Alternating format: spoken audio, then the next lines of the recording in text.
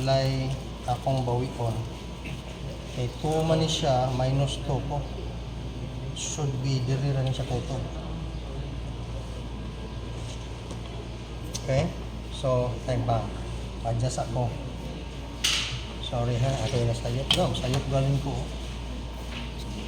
So, ay kahadlok na tao mo masayop sad. Importante, makarealize mo na yung sayop. Okay?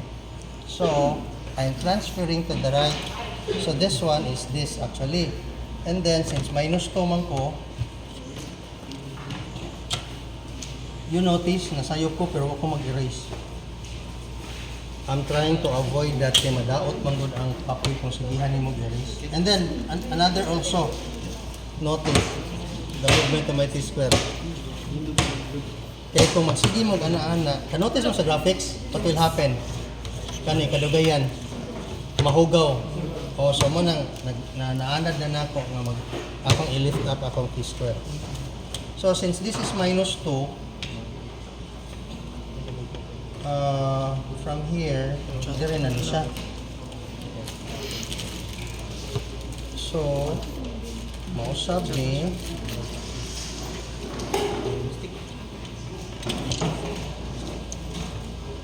sige lang, ma-resolve rin yan eh. So, instead, dara siya dire. Then, dire. And then,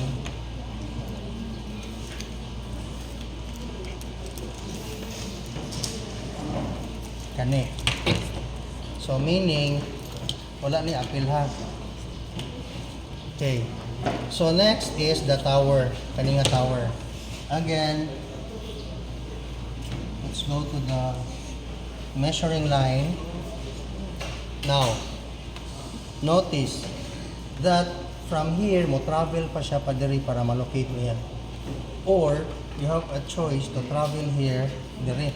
Pero one thing is, when you do transfer your height at its actual location, find a way to have the shortest transfer. Kani, 1, 2, 3. This one, kaduhara. So, I would go here, kani.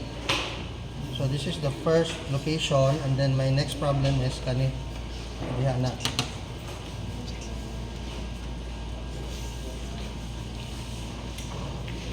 Diba? So,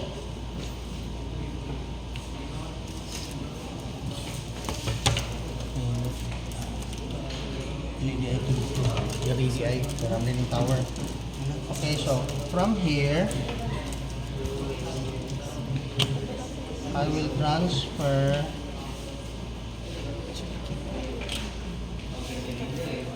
here and then locate this position in the perspective.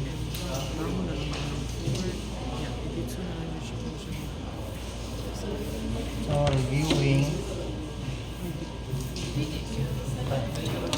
Sige, kung pasayong pa.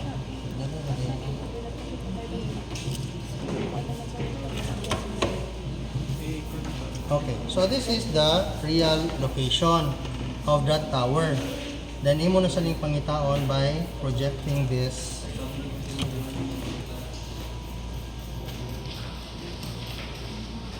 here. So, kuha na, imo na ng kaluhon ang iyang location, which is this.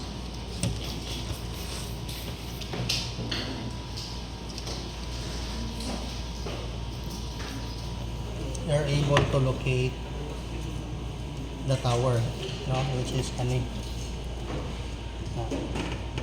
And then this one. Sunod is kani. Naa siya sa second to the row. So this is your measuring line. So basically,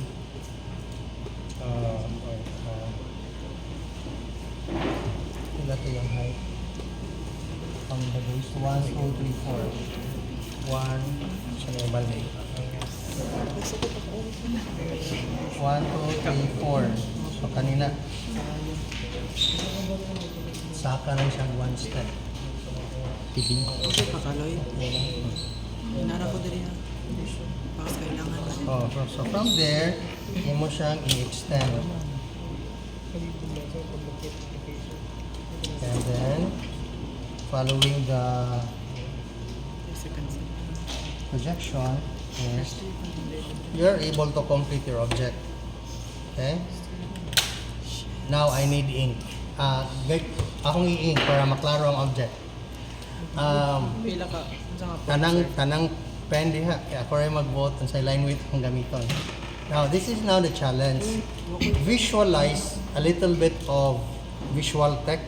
You want to make it 3D but you don't apply shade.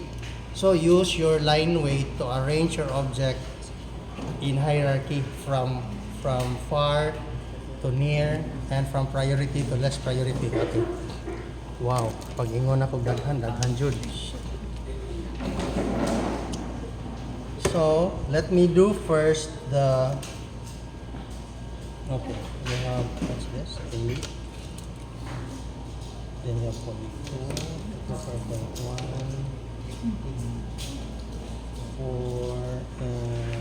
4 and 6. Kami sa. Kami na. So basically, in your graphics 1, you are trying to have thin, medium, and thick. Then you can expand that knowledge. Like you can also apply very thick to highlight. Now, to be safe, I'll just do first the outlines in point 1. And I will do it freehand. You will also do it freehand.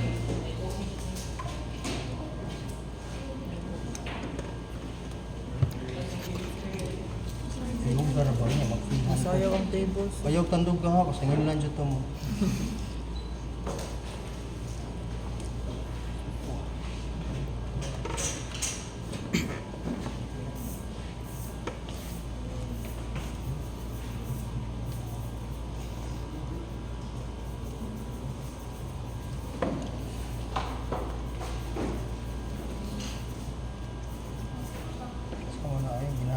Magkinawa.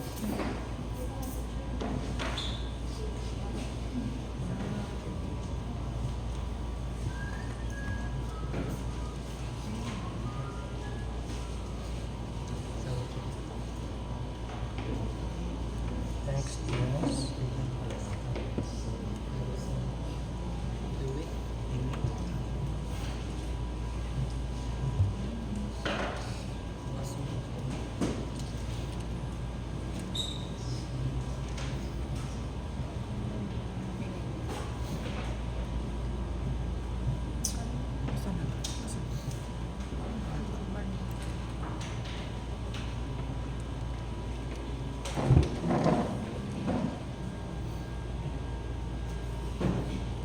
Tuban ko na.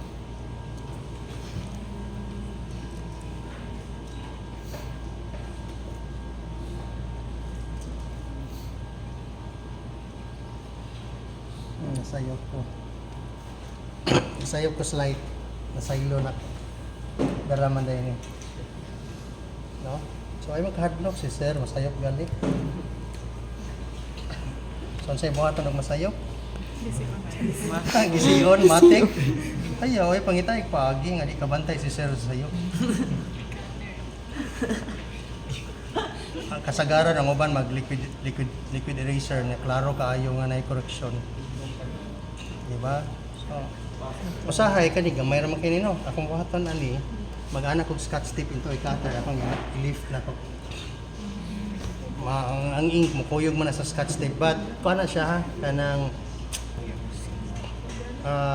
sa tawag ani kanang miss and hit na kay usay magisi gyud. Thank you sa tips. Ay kung pasanginlig mag-isi ninyo ha. Okay. So, di ba, napuruma ng object? Okay. Now, these are flat lines. You want it three-dimensional. So, what I will do, mangita ko baga.